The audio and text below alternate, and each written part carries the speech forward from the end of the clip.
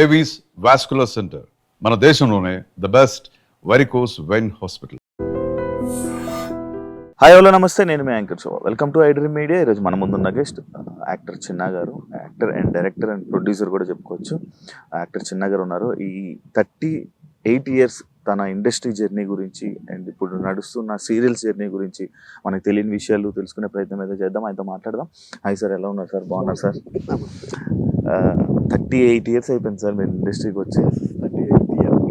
38 yearsలో journey ఎప్పుడు ఒకలాగా వెళ్ళదు, అప్ అండ్ డౌన్స్ నడుస్తూనే ఉంటాయి. ఏం నేర్చుకున్నారు సార్ ఈ 38 yearsలో మీ ఇండస్ట్రీ జర్నీలో?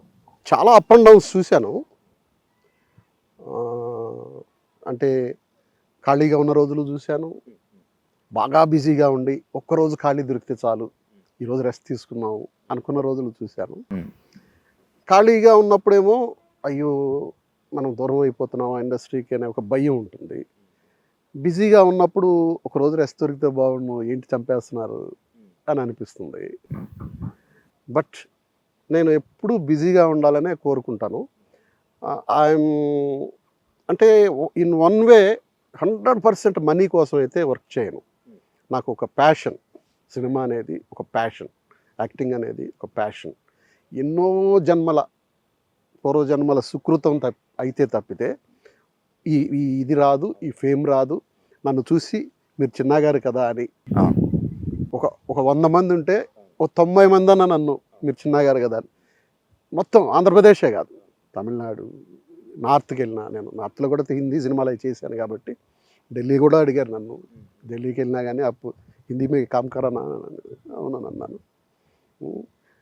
ఎయిర్పోర్ట్లో కపిల్ దేవ్ లాంటి దిగ్గజం నన్ను చూసి senior Hindi Shiva did a good job అని చెప్పి నన్ను అప్రిషియేట్ చేశాడు. ఇవన్నీ ఒక పూర్వజన్మ సుకృతం. ఇది సంపాదించుకోవడం అనేది ఈజీ కాదు. ఆ సంపాదించుకున్న దాన్ని ఎంతో కష్టపడి, ఎందుకంటే ఈ రోజుల్లో ఆ రోజుల్లో లేవు. ఈ రోజులు చాలా ఈజీ అయిపోయింది ఎంట్రీ. ఆ రోజుల్లో ఇలా లేదు. ఇంత వేషం దొరికితే చాలా దానికి ఒక 6 నెలలు మనం ఇంకా ట్రై చేయొచ్చు అనే అంత ఊతం వచ్చేది. అలా కష్టపడి సంపాదించుకున్న కెరీరు దాన్ని నిలబెట్టుకోవడానికి ఈ రోజుకి చాలా ఒబీడియంట్గా, చాలా డిసిప్లైన్డ్గా నా పని నేను చేసుకుంటూ, ఎవరు అతను కొత్త డైరెక్టర్ అయినా ఇప్పుడు వచ్చిన డైరెక్టర్లు అయినా కానీ నాతో చాలా హ్యాపీగా ఉంటారు. నేను వాళ్ళకి బర్డన్ గాను, వాళ్ళు నాకు బర్డన్ కారు. ఇప్పుడున్న ఇండస్ట్రీలో డైరెక్టర్స్తో పరిచయాలు ఉన్నాయా సార్? వీళ్ళందరూ నేను ఉన్నప్పుడు అసిస్టెంట్ డైరెక్టర్గా ఉన్నవాళ్ళే, వాళ్ళందరూ డైరెక్టర్లు అయ్యారు. అయినా కూడా I will give that respect to that seat. మనిషికి కాదు, బయట వెళ్ళిపోయాక ఇద్దరం ఒరే అనుకోవచ్చు, దట్ ఈస్ డిఫరెంట్. ఇక్కడ ఉన్నంత వరకు I will give respect to that seat director. ఆయన ఏది చెప్తే చేస్తాను. నాకు ఏదన్నా ఉంటే సార్ ఇలా చేయమంటారా అని అడుగుతాను. అలా వద్దు సార్ నాకు ఇలాగే కావాలంటే ఆయన చెప్పినట్టే చేస్తాను. నేను ఒక అడుగుతా. అది కూడా యాజ్ ఎ డైరెక్టర్గా కాదు, ఆర్టిస్ట్గా సార్ నేను ఇలా చేయొచ్చా అని అడుగుతా. అంతేగాని మీరు షార్ట్ ఇలా పెట్టండి, లేదంటే ఇలా పెట్టండి, ఇలాంటివి ఇంటర్ఫియర్ కాను. నాకు అది బ్యాడ్గా తీస్తున్నా నాకు అనవసరం. మన పని మంది. నేను యాక్టింగ్ విషయంలో సార్ నేను ఇలా చేస్తాను చేయమంటారని, బాగుంది సార్ చేయండి అని అంటారు. ఒక్కొక్కసారి వాళ్ళే సార్ ఇలా చేస్తే ఎలా ఉంటుందంటే బాగుందండి అని నేను దాన్ని అందిపుచ్చుకుంటాను అనమాట. సార్ ఇప్పుడు సీరియల్స్ డిఫరెంట్, సినిమా ఇండస్ట్రీ అనేది డిఫరెంట్. మనం సీరియల్ ఇండస్ట్రీలోకి వస్తే అక్కడ సినిమాల్లో ఉన్నంత ప్రొడక్షన్ కానీ అంత ఇది కానీ సీరియల్స్లో మనకు దొరకదు. అడ్జస్టబుల్గా చేస్తున్నారా లేకపోతే బాగుందా? నేనైతే లేదు. ఎందుకంటే they will give lot of respect to me. ఒక సీనియర్ యాక్టర్గా నాకు వాళ్ళు ఇవ్వాల్సిన రెస్పెక్టు. ముందు నేను 9 to 9 వర్క్ చేస్తానండి. నాకు 8:30కి కార్ పంపిస్తారు.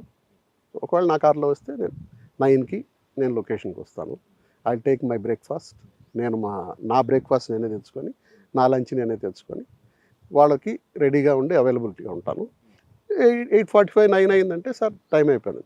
ఏదైనా ఒకరోజు సార్ 1 గంట ఈరోజు అంటే సరే అంతే. అంతేగాని మనం ఎప్పుడు వాళ్ళని ఇబ్బంది పెట్టింది లేదు. ప్లస్ వన్ మోర్ థింగ్ ఏంటంటే టీవీకి సినిమాకి పెద్ద తేడా ఏం లేదు, ఇప్పుడు కూడా అలాగే ఉంది. ఏది తేడా ఉందంటే ఫిలింకి డిజిటల్కి తేడా ఉంది. ఫిలింలో ఉన్నప్పుడు ఏం కావాలో అదే తీసేవాళ్ళు. డిజిటల్ అయ్యాక ఇంత చాట తీసుకుంటున్నారు. ఫిలింలో ఏంటంటే వెనక ప్రొడ్యూసర్ కూర్చోండేవాడు, ఎందుకంటే క్యాన్ తెచ్చి ఇవ్వాలి. క్యాన్ కాస్ట్ ఒక ఒక ఒక డైలాగు తప్పుపోతే అరిచేసేవాడు ప్రొడ్యూసర్.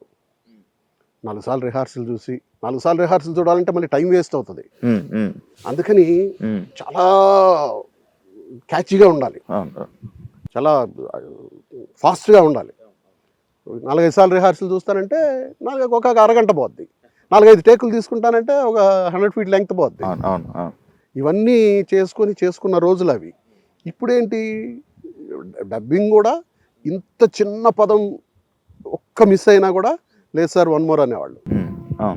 ఇప్పుడేంటి జరిపేస్తున్నాడు సిస్టంలో. అప్పుడు అమ్మ అంటే అమ్మ అనేది కరెక్ట్గా సింక్ అవ్వాలి. ఇప్పుడు వాళ్ళు మేము జరుపుకుంటున్నాం సార్ సరిపోద్దులేండి అని అంటున్నారు. అంటే ఆ రోజులకి ఈ రోజులకి తేడా వచ్చింది అది. ఇప్పుడు ఆ రోజుల్లో ఇలా చేయడం, ఇప్పుడు ఈ ప్రాంప్టింగ్లు గిమ్టింగ్లు ఇలాంటివన్నీ లేవు మాకు. మేము అక్కడి నుంచే, నాకు లక్కీ కూడా ఏంటంటే ఫస్ట్ సినిమాలోనే మా చేత రామ్ గోపాల్ గారు డబ్బింగ్ చేయించాడు. దట్ ఈస్ చాలా హెల్ప్ అయింది. ఎందుకంటే మా డబ్బింగ్ మనమే చెప్పుకోవడం అనేది ఇదైంది. ఇప్పటికీ కూడా ఈ సీరియల్ కానీ అందరూ అని ఉంటారు, వదిలేయచ్చు కదా dubbing. Even though channel EPs producers కూడా సరే ఈరోజు సీన్ వదిలేసేయండి, ఎవరో ఒక చేత చెప్పించేద్దాం. అది నైట్ 12 అయినా 1 గంట అయినా 2 అయినా నేను వెళ్ళి డబ్బింగ్ చెప్తే రేపు ఎపిసోడ్ వెళ్ళాలి సార్, వెళ్తాను, షూటింగ్ అయిపోయాక వెళ్తాను. ఓకే వెళ్ళి నేనే చెప్పి, ఇప్పటివరకు ఎవరి చేత చెప్పించలే. ఎవరికైనా చెప్పాలన్నా కూడా భయం, సార్ తిడతారు చెప్పమని చెప్పంటారు డబ్బింగ్ ఆర్టిస్టులు కానీ. ఓకే సదుపాయాల పరంగా డిఫరెన్స్ ఉంటుంది కదా సార్? ఏం లేవు, నాకైతే లేవు. మీకు లేవు? ఎందుకంటే నాకు ఇవ్వాల్సిన గౌరవం నాకు ఇస్తారు. వాళ్ళని నేనేం కోరుకోను, గొంతెమ్మ కోరికలు కోరను. నాకేంటి, నా వాటర్ కూడా నేనే తెచ్చుకుంటా. నాతో ఏముంది వాళ్ళకి, నేను వాళ్ళకి ఇందాక చెప్పింది అదే, నేను వాళ్ళకి బర్డన్ కాదు, నాకు వాళ్ళ బర్డన్ కాదు. ఉదాహరణ కారు వస్తుంది, లేదంటే నా కారులో వస్తా, నా వాటర్ నాకు ఉంటుంది. ఈవెన్ దో నా కాఫీ ప్యాకెట్స్ కూడా సాచెట్స్ నా దగ్గర ఉంటాయి. నేను కొంచెం మిల్క్ వేసుకుని కాఫీ కలుపుకొని నేను తాగుతా. ఓకే, అంత మీదే. మీకు భోజనం, మీరు మంచి భోజన ప్రియులని విన్నాను. మీ అంటే ఇప్పుడు కొంచెం ఇబ్బందిగా ఉంది కానీ అయినా కానీ ఈరోజు కూడా నా భోజనం 3-4 తిన్నారు. ఈరోజు ఈ టెంపుల్ అని యాక్చువల్గా ఉదయాన్నే నాన్ వెజ్ అంతా ప్యాక్ చేయించా. నాన్ వెజ్ లేకపోతే అసలు నాన్ వెజ్ ప్యాక్ చేయించా. ఉదయాన్నే ఫోన్ చేసి నాకు అజీజ్ నగర్ అని చెప్పారు. ఎక్కడ షూటింగ్ అంటే ఈ మాదిరి కనకమామిడి టెంపుల్ సార్ అన్నారు. అరే టెంపులా అని మళ్ళీ ఫోన్ చేశా. మధ్యాహ్నం లంచ్ కూడా అక్కడేనా అంటే అవును సార్ లంచ్ కూడా ఇక్కడేనా అన్న. ఇంక నా నాన్ వెజ్ అంతా తీసి ఫ్రిడ్జ్ లో పెట్టేసి మంచి పప్పు పచ్చడి రసము పెరుగు అవి పట్టుకొని వచ్చా, ఓ మంచి స్వీట్. కాదు సార్, నార్మల్ గా అందరు రోజు నాన్ వెజ్ తింటే ఏదో నేను పెద్దగా తిన్నండి. నేను తినడం చాలా తక్కువ, వెరీ లిటిల్. అందరికంటే ముందు లేచి వెళ్ళిపోతాను కూడా. వాళ్ళు తింటూ ఉంటే నేను వెళ్ళిపోయి చేతులు కడుక్కొని వెళ్ళిపోతాను కూడా. నేను తినేది అంత అన్నం, ఏదైనా పచ్చడి ఉంటే తింటాను, అంత అన్నం కూర, అంత అన్నం రసం, అంత అన్నం పెరుగు. లాస్ట్ పెరుగు ఉంటుంది కంపల్సరీ. మధ్యాహ్నం పెరుగు తింటాను, పడుకునే ముందు 1/2 లీటర్ మజ్జిగ తాగుతా. మార్నింగ్ 2 బనానా తింటాను, 2 ఇడ్లీ తింటా. ఇన్ బిట్వీన్ ఇంట్లో అయితే కాఫీ టీలు కూడా మానేశాను. ఒక షూటింగ్ లో ఉంటే ఊరినే ఒక అంటే వర్క్ చేస్తుంటాం కదా, మార్నింగ్ ఒక 10 o'clock ఒక కాఫీ, ఈవినింగ్ ఒక 4 o'clock కాఫీ. అవి కూడా ఆ బ్రూ ప్యాకెట్స్ నా దగ్గరే ఉంటాయి. వాళ్ళకి ఇస్తే కొంచెం మిల్క్ వేసి కల్పిస్తారు. అంతే తప్పితే cool drinks, ice creams, cool water తాగను. బయట ఫుడ్ కూడా తిన్నా ఎక్కువ. అసలు ఎక్కువ తింటే మా ఫిల్మ్ నగర్ క్లబ్ లో తింటా, అంతకంటే బయట హోటల్స్. సార్ ఇందాక మనం ఆర్జీవి గారి కోసం మాట్లాడుకుంటున్నప్పుడు ఆయన గురించి, ఆయన ఇప్పుడు మీతో టచ్ లో ఉన్నారా? మొన్న ఇద్దరం కలిసి సినిమా చూసాం. అవునా? ప్రీమియర్ షో ఫోన్ చేసి పిలిపించారు, ఆ రోజు కలిశాను. నేను ఆయనతో కూడా అందుకనే ఎక్కువ డిస్టెన్స్ లో ఉంటా. ఆయన కూడా అభిమానమే నాకు. ఎందుకంటే నాకు ఆయన ఈరోజు నా తల్లిదండ్రుల తర్వాత ఈక్వల్ పొజిషన్. నాకు ఒక జితేందర్ రెడ్డి అనే ఒక జన్మనిచ్చింది మా అమ్మ నాన్న అయితే, చిన్న అనే ఒక జన్మనిచ్చింది రామ్ గోపాల్ గారు. అందుకని I will give lot of respect. నేను ఈ రోజుకి ఆయన ముందు కూర్చోను. ఆయన ఇంకా కూర్చోని అంటే తప్పితే నేను ఆయన ముందు నిల్చొనే ఉంటా. ఆయన నార్మల్ గా ప్రతి టైంలో తాగి ఉంటారు అంటారు. చిచ్చి అలా సిట్టింగ్ లో ఉండవా? కాదా? అదంతా అబద్ధం. అంటే ఈ మధ్య కాలంలో ఆయన బాంబే వెళ్ళాక కొంచెం ఆ కల్చర్ అవన్నీ అలవాటైంది. అలవాటయ్యి ఇలా ఉంది కానీ బిగినింగ్ డేస్ ఆయనకి వర్క్ తప్పితే ఏమి తెలియదు. ఆయనకి వర్క్ తప్పితే ఏమి తెలియదు. కాదు సార్, ఇప్పుడు ఏ సినిమాలు పడితే ఆ సినిమాలు ఆర్జీవి గారు చేస్తున్నారు అది ఈయన ఆయన ఇష్టం, ఈయన ఆయన ఇష్టం, నేను ఇలాగే తీసుకుంటాను, చూస్తే చూడండి లేదని అన్నాడు. ఈయన ఆయన మనం కాదనడానికి ఎవరు. ఆ రోజు శివ కూడా ఇలాగే ఫ్లాప్ అయి ఉంటే అప్పుడు కూడా అదే అన్నారు కదా, ఏం తీసాడు ఈ సినిమా అని అంటారు. ఆ రోజు బాగా తీసాడు కాబట్టి బాగుంది అన్నారు. ఈరోజు బాగా తీయలేకపోయిండొచ్చు. ప్రతి ఒక్కరూ సక్సెస్ లోనే ఉంటారని అనలేంగా. ఓకే, ఆయన నాకు ఇది నచ్చింది ఇది తీసుకుంటున్నాను అన్నాడు. ఆయన తీసుకునేటప్పుడు మనం ఏం చేస్తాం, ఎవరు తప్పడానికి. అంతేలే. ఇప్పుడు చిన్న అనేది శివ వల్ల ఆ మూవీ వల్లే వచ్చిందే కానీ మీకు సపరేట్ గా నేమ్ పెట్టుకోవాలని అలాంటిది ఏం లేదు. ఆ మూవీ పెట్టిన పేరే, ఆయన పెట్టిన పేరే. రిలీజ్ అయిన తర్వాత 2-3 రోజులకే ఎందుకంటే ఎంత పాపులర్ అయిపోయిందంటే అంత పాపులర్ అయిపోయింది. రిలీజ్ అయిన ఒక వారం 10 రోజులకి నేను ఎక్కడో మదనపల్లి షూటింగ్కి వెళ్తే దాబాలో ఆగాం, టిఫిన్ చేద్దాం భోజనం చేద్దాం అని. దాబాలో వాడి కోడికి చిన్న అని పేరు పెట్టుకున్నాడు. వాడి కోడి ఒకటి పెట్టుకున్నాడు, ఈ కోడికి చిన్న అని పేరు పెట్టుకున్నాను సార్ అన్నాడు. ఇంకా ఇంకొంత దూరం వెళ్తే చిన్న టీ స్టాల్, అది అంత పాపులర్ అయిపోయి నన్ను ఎక్కడ చూసినా చిన్న చిన్న చిన్న అని పిలవడం మొదలుపెట్టారు. అప్పుడు మీడియా కూడా తక్కువ కదా, దాంతో జితేంద్ర అని జనాలకి తెలియజెప్పడానికి it will take long time.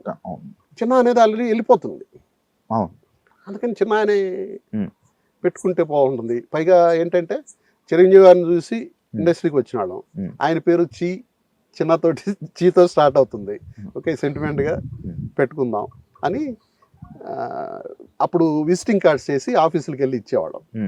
Shiva అయిన తర్వాత కూడా నేను వేషాల కోసం కొద్ది రోజులు తిరగాల్సి వచ్చింది. మీన్స్ అంత పాపులర్ అయినా కానీ ఇమీడియట్ గా మాకేమి వచ్చేలేదు, ఎందుకంటే ఇమీడియట్ గా హిందీ శివ పడ్డది, దాంట్లో వర్క్ లో ఉన్నాం, తెలుగు సినిమాలు రాలేదు. ఈ హిందీ శివ అయ్యే లోపల పుట్టింటి పట్టుచీర వచ్చేసింది. ఆ తర్వాత ఈయన ఎక్కడ వెనక్కి తిరిగి చూడాలి. ఈ చిన్న అని పేరు మార్చుకున్నాక విజిటింగ్ కార్డ్స్ తీసుకొని రాము గారి దగ్గరికి వెళ్ళా. ఫస్ట్ కార్డు దాని మీద ఏం చేయించానంటే శివ చిన్న అని పెట్టించా, కార్డు ఇచ్చా. ఇలా చూసి చించి ఇలా పారేశాడు. అదే సార్, శివ అని తీసేసి చిన్న అని పెట్టుకోని అన్నాడు. అప్పుడు తీసేసి మళ్ళీ ఆ కార్డులు తీసేసి వేరే కార్డులు కొట్టించి మీకోసం మీకు సపరేట్ ఇది ఉండాలి ఇది కాదు అని చెప్పి. సార్ జితేంద్ర రెడ్డి గారు ఎందుకు అన్నప్పుడు చిన్న గారు అంటే క్యాస్ట్ ని ఆ రెడ్డి అనేదాన్ని ఏమైనా దాచుకున్నారా ఇండస్ట్రీలో? లేదండి, నేను అసలు ఫస్ట్ కూడా రెడ్డి అని లేదు. నాకు జితేంద్ర రెడ్డి అనేది ఎందుకు వచ్చిందంటే నా పిల్లలు వాళ్ళ భావన రెడ్డి మోనికా రెడ్డి అని వాళ్ళు పెట్టుకున్నారు. ప్లస్ తర్వాత సోషల్ మీడియాలో మా మామయ్య నేమ్ ఎక్కువ నెదురుమల్లి జనార్దన్ రెడ్డి గారు మా పేరు ఎక్కువ ప్రమోట్ అయింది. దాంతో ఓహో ఇతను రెడ్డి అని బయట తెలిసిందే గానీ నేను ఇంతకుముందు కూడా చెప్పా నా పేరు అసలు రెడ్డి లేదు ఫస్ట్ నుంచి. ఇప్పుడు నా బ్యాంక్ అకౌంట్స్ పాన్ కార్డులు అన్ని చూస్తే జితేంద్ర అనే ఉంటుంది. అంటే అదే ఇండస్ట్రీలో అంటే క్యాస్ట్ పరంగా ఏదైనా ఇష్యూస్ ఉంటాయా సార్? నార్మల్గా అడుగు. నాకేమనిపించలేదు, నాకు ఎప్పుడు అనిపించలేదు. నన్ను ఎవరు నీది ఏ క్యాస్ట్ అని అడగలేదు, బాగా చేస్తాడా లేదా అని చూసారే గానీ నన్ను ఎప్పుడైతే ఎవ్వరు అడగలేదు, ఏ డైరెక్టర్ అడగలేదు, ఏ ప్రొడ్యూసర్ అడగలేదు. ఓకే సార్, ఇప్పుడు మీ పిల్లల గురించి కూడా ఒకటి, లవ్ మ్యారేజెస్ కి ఎలా ఒప్పుకున్నారు సార్? ఇద్దరు లవ్ మ్యారేజెస్ అని విన్నాము. అవును, ఇద్దరు లవ్ మ్యారేజెస్. వాళ్ళకి ఒక డిసిప్లైన్ లైఫ్ లో పెంచానండి వాళ్ళని. అంటే అందరూ పెంచరని కాదు, నా వరకు నేను చెప్పుకుంటున్నాను. ఒక డిసిప్లైన్డ్ గా, వాళ్ళకి షూటింగ్ అంటే ఏంటో తెలియదు, ఎప్పుడు షూటింగ్కి రాలా, వాళ్ళు చదువుకోండి అని వాళ్ళకి ఏం కావాలో అవస్థలన్నీ నా దగ్గర లేకపోయినా ఉన్నట్టు నటిస్తూ వాళ్ళకి ఆ అవస్థలన్నీ ఇచ్చాను. వాళ్ళని ఎక్కడ వేరే వాళ్ళకంటే మేము తక్కువ అన్నట్టు ఎక్కడ బతకనివ్వలేదు. ఏం కావాలో ఇప్పుడు ఒక 100 కోట్లు ఉంది, బంగారం తినంగా, అన్నమేగా తినాలి.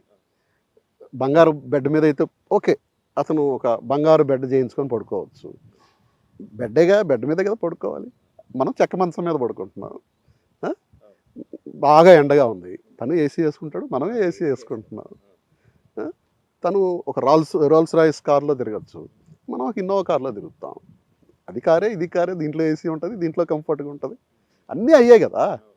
కాకపోతే అది కొంచెం డిగ్నిటీ అనేది మనిషికి కార్లు, వేషభాషలు వీటిల్లో రాదండి. మన మనస్సు నిష్కల్మషంగా ఉంటే అది మనకి డిగ్నిటీ తెస్తుంది. నేను ఇక్కడ కూడా చాలామందికి చెప్తుంటా, గౌరవం మనం తీసుకుంటే రాదు, వాళ్ళు ఇస్తే వస్తుంది. ఆ ఇచ్చేదానికి మన ప్రవర్తన ముఖ్యం. మన ప్రవర్తన. ఇప్పుడు నాకు అది ఇవ్వలేదు, ఇది ఇవ్వలేదు అని ఇక్కడ ఎవరన్నా కాల్ చేస్తుంటారు కొంతమంది ఆర్టిస్టులలో.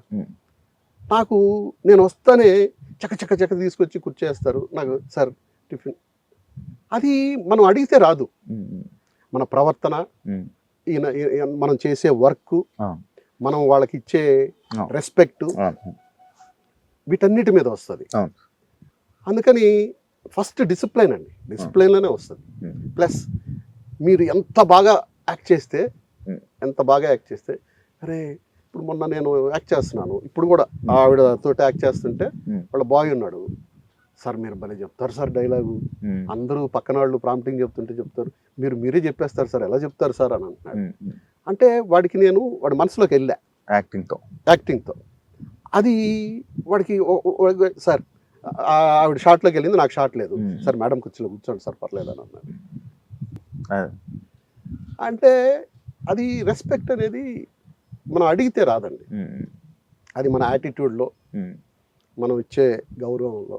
ఇప్పుడు చిన్నోడైనా వాడు ఎవరైనా భోంచేసావా, కూర్చో భోంచేయి, ఏదో వాడికి పెట్టు వీడికి పెట్టు. నేను కూర్చున్నప్పుడు అలాగే ఉంటుంది అట్మాస్ఫియర్. మొన్న ముక్కోటి రోజు కూడా మన బసవతారకం హాస్పిటల్ దగ్గర ఒక 150 మందికి మంచి భోజనం. అన్నదానాలు అన్ని మంచి భోజనాలు అన్ని బాగా పెడతారని విన్నాను. ఒకటి నా వైఫ్ ఉన్నప్పుడు ఆమె బాగుండాలని చాలా తపన పడ్డాను. అన్ఫార్చునేట్లీ జరిగింది. ఆమె కోసం చాలా టెంపుల్స్కి డొనేట్ చేశాను. మా ఊర్లో నేను ఒక టెంపుల్ కట్టించాను, మా లక్ష్మీదేవి టెంపుల్. మణికొండలో కూడా ఒక టెంపుల్ నేను కేఎస్ రామారావు గారు కలిపి కట్టించాం. ఇవన్నీ ఆమె కోసం చేశాను. ఆమె చనిపోయిన తర్వాత చేయట్లేదని కాదు, ఇప్పుడు మొన్న కూడా ఆమె చనిపోయిన రోజు వేములవాడ కొండగట్టు వెళ్ళి ఆమె ఎక్కడున్నా బాగుండాలనే కోరుకున్నాను. ఆ రోజు కూడా ఇక్కడ భోజనం అన్ని, నేను లేకపోయినా వేరే ఫ్రెండ్ చేత ఇక్కడ భోజనం పెట్టించి. అవును, నేను చూశాను సార్ మీ వాట్సాప్ డిపి కూడా కింద నేను ఎక్కడికి పోలేదు నీతోనే ఉన్నాను అదే డిపి పెట్టుకొని ఉన్నారు.